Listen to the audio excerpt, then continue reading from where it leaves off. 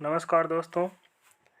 आज का डिक्टेशन 80 शब्द प्रति मिनट का रहेगा, जो कि 5 मिनट का होगा। 400 शब्दों का 10 सेकंड बाद शुरू किया जाएगा।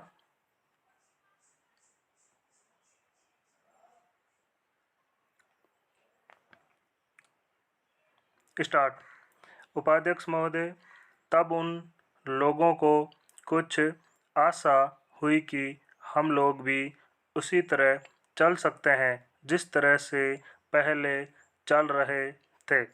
लेकिन अभी हाल में जो चुनाव हुआ, उससे देश के धनिकों के मन में बड़ा संदेह पैदा हुआ कि इस चुनाव के बाद उनकी स्थिति वैसी नहीं रहेगी जो अब तक चली आती रही है।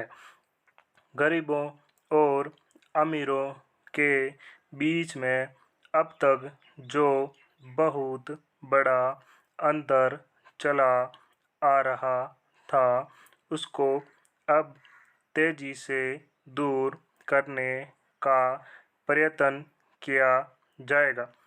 श्रीमान, मैं आपका बहुत ही आभारी रहूं जो आपने सदन में चालू वर्ष के बजट पर अपने विचार प्रकट करने का अवसर दिया है।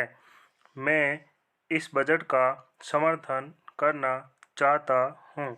श्रीमान, मैं सबसे पहले अपने दल के नेता प्रधानमंत्री को इस बात के लिए बधाई देना चाहता हूँ कि उनके नेतृत्व में देश में कांग्रेस दल को स्पष्ट बहुमत मिला और इसके फलस्वरूप यहाँ पर केंद्र में एक ऐसी सरकार का गठन हुआ जो कि देश में वास्तव में समाजवाद लाना चाहती है।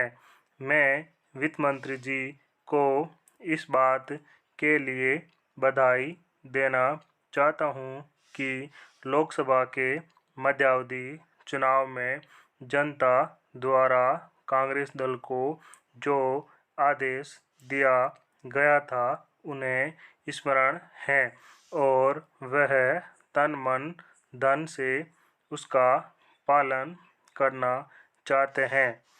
वह आदेश था देश में सामाजिक और आर्थिक विषमता दूर करने का, देश से गरीबी, बेकारी और बेरोजगारी को हटाने और देश के जो पिछड़े हुए हिस्से हैं उनका पूरा विकास करने का। साथ ही साथ इस बात का भी आदेश था कि देश के अंदर इस प्रकार की सामाजिक और आर्थिक व्यवस्था पैदा की जाए जिसके अंतर्गत जनता शोषण से मुक्त हो सके। श्रीमान, यह ठीक है कि देश में कृषि के क्षेत्र में उत्पादन में वृद्धि हुई है, परंतु इसके साथ ही साथ यह भी दृष्टि में रखना चाहिए कि लागत में भी पूरी वृद्धि हुई है। इसके लिए आवश्यक है कि सिंचाई के साधन बढ़ाए जाएं और अधिक उन्नत बीजों का प्रयोग किया जाए।